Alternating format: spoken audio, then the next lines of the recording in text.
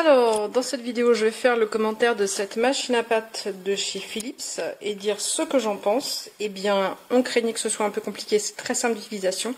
Ma plus grosse crainte, c'était que le nettoyage soit vraiment pénible. Pas du tout, c'est très simple et on peut faire plein de choses. Alors, la particularité de notre test, c'est que moi, je suis atteinte de la maladie cœliaque, donc on a cherché à faire nos pâtes nous-mêmes, mais on est limité aux recettes sans gluten, qui sont certainement pas les meilleures avec cette machine. Est-ce qu'on a réussi à les faire? Ah, oui, sans problème, je mettrai des photos. En plus, on n'a pas du tout suivi les recettes qui étaient données, on a fait à notre sauce, ça n'a pas posé de problème particulier, on a eu un petit problème de dosage de l'eau, mais c'était entièrement notre faute. Donc c'est très simple. Alors je vais montrer comment elle se présente. On a un petit couvercle ici. Voilà. Ici, on va mettre, selon la recette, on va parler de la recette de base. On va mettre la farine, on referme le couvercle et on va mettre l'eau et l'œuf, si on met de l'eau et de l'œuf et du sel là-dedans, très doucement, pendant que ça tourne. Ici, on appuie sur On, on lance le programme automatique. Et quand on est prêt, on appuie sur la touche lecture. Play, pause, quoi. Et c'est tout. Et le machin se débrouille tout seul.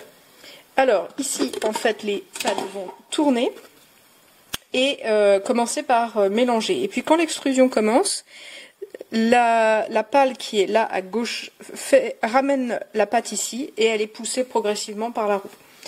Quand il n'y a plus suffisamment de pâte, elle revient en arrière, ressort la pâte se remélange avec la farine qui reste et ça rentre à nouveau et ça fait comme ça un certain temps. Voilà, ici on a nous mis les pâtes à ramen la dernière fois puisqu'on peut faire plusieurs sortes de pâtes et je vais montrer comment ça se présente en fait. On a tous les accessoires sauf le petit bec. Alors on s'est demandé parce que c'était pas très clair, c'est marqué une tasse, 2 tasses, une tasse correspond pile poil à 90 ml.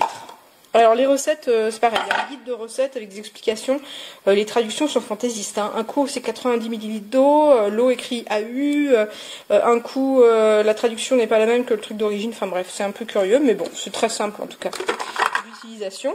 Ici, un petit système de rangement en dessous qui permet de ranger tous les disques d'extrusion. Donc ici, pour les penne, alors pour les penne, il y a aussi celui-là qui va avec. Ici, pour les pâtes normales. Hop, et ici pour extruder la pâte simplement si on veut faire une pâte à lasagne ou je suis quasiment sûre qu'on pourrait aussi faire de la pâte à pizza là-dedans.